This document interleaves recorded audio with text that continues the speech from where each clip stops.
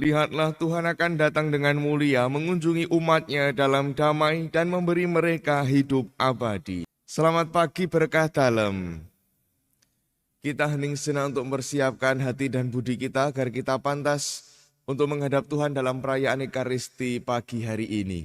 Marilah berdoa. Allah Bapa yang Maha Kuasa, Engkau berkenan memanggil kami untuk bertobat. Buatlah kami layak untuk menantikan kedatangan Putra-Mu, sebab Dialah Tuhan dan pengantara kami yang bersama dengan Dikau dalam persatuan Roh Kudus, hidup dan berkuasa Allah sepanjang segala masa. Amin. Selamat pagi, berkah dalam.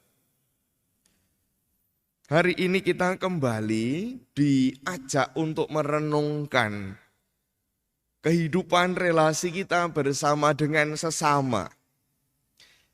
Seringkali atau tidak jarang, di dalam kehidupan sehari-hari, kita menjumpai orang-orang atau mungkin bahkan kita sendiri yang mencoba untuk menilai orang lain, menghakimi orang lain menurut ukuran diri sendiri.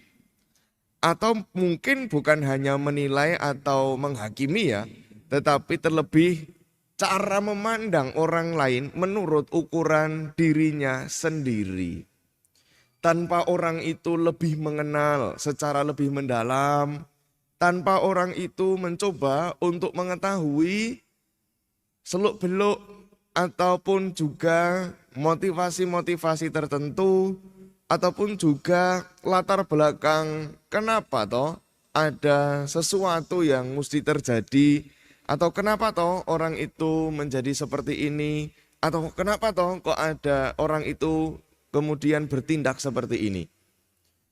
Seringkali itu kita pandang menurut ukuran diri kita sendiri.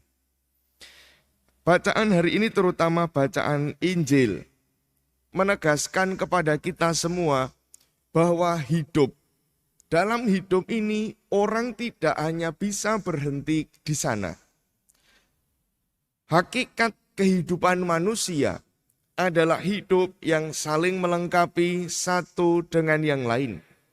Hakikat kehidupan manusia tidak boleh didasari pada sikap antipati terhadap sesamanya. Pokoknya nek ora menurut pandanganku ora. Pokoknya sing paling bener pandanganku dewe. Orang itu mau berbuat baikkah? Orang itu mau berbuat apakah? Pokoknya nek menurut saya ini tidak benar. Ya wis, iku ora cocok karo aku. Sikap-sikap semacam ini akan membuat diri kita bukan hanya jauh dari sesama, tetapi akan juga membuat diri kita menjadi makhluk-makhluk Tuhan yang tidak sesuai dengan apa yang dikehendakinya. Bacaan yang pertama mengingatkan kita semua bahwa akulah Tuhan Allahmu, mengajarkan hal-hal yang berfaedah bagimu, yang menuntun engkau di jalan yang harus kau tempuh. Dan tuntunan Tuhan itu bisa saja terjadi melalui hal-hal atau orang-orang yang tadinya kita pandang sebelah mata. Kita pandang dengan ukuran kita, barangkali justru merekalah yang menjadi alat tuntunan Tuhan bagi hidup kita. Maka sikap untuk jeli, sikap untuk peka, sikap untuk berempati, bersimpati, mencoba untuk sehati, seperasaan dan sepikiran, ini yang mesti dibangun daripada sikap antipati, memandang segala sesuatu hanya berdasarkan kacamata diri kita sendiri, hanya berdasarkan ukuran diri kita sendiri. Maka mari hari ini kita membangun sikap pertobatan yang semakin nyata. Yesus, Tuhan yang kita nanti-nantikan semakin dekat. Maka mari kita juga membangun sikap pertobatan yang semakin nyata, menyadari diri kita sendiri mencoba untuk merefleksikan dan memaknai relasi kita dengan sesama kita, siapapun mereka, bukan hanya keluarga, bukan hanya saudari-saudara selingkungan yang seiman dengan kita, tetapi juga yang lain yang selama ini juga kita jumpai dalam hidup. Bagaimanakah sikap saya terhadap mereka?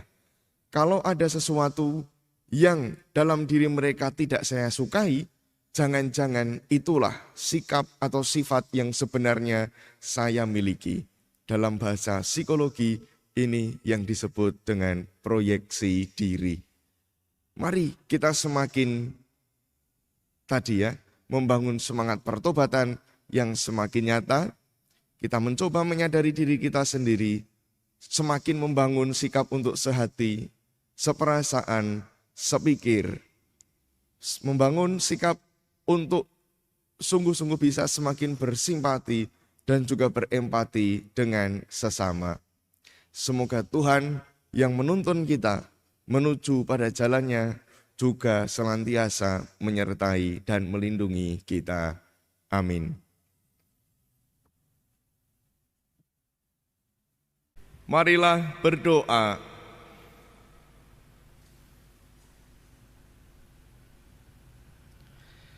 Allah Bapa yang Maha Baik, kami telah Kau segarkan dengan misteri suci ini.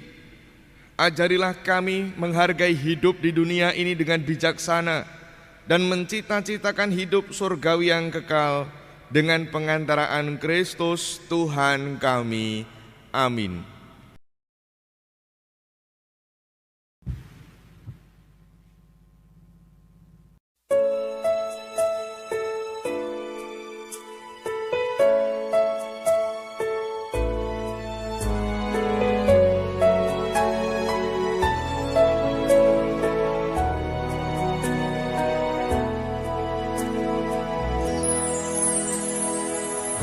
Yesusku, aku percaya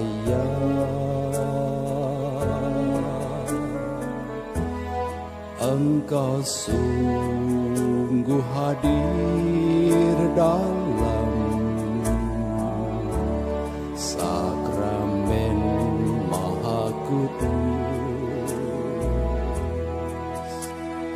Aku mencintaimu lebih dari segalanya, dan aku merindukan kehadiranmu dalam jiwaku. Karena sekarang aku tak dapat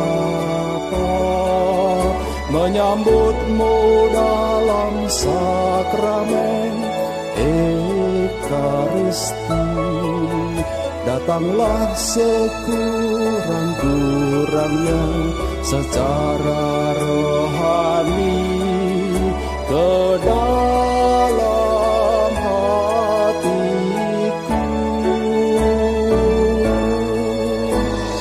Karena Engkau telah hadir, aku memelukmu dan mempersatukan diriku sepenuhnya kepadamu. Jangan biarkan aku terpisah hatiku.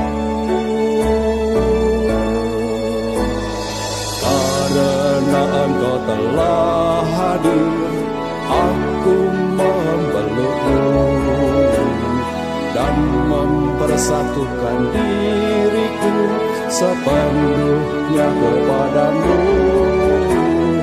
Jangan biarkan aku terpisah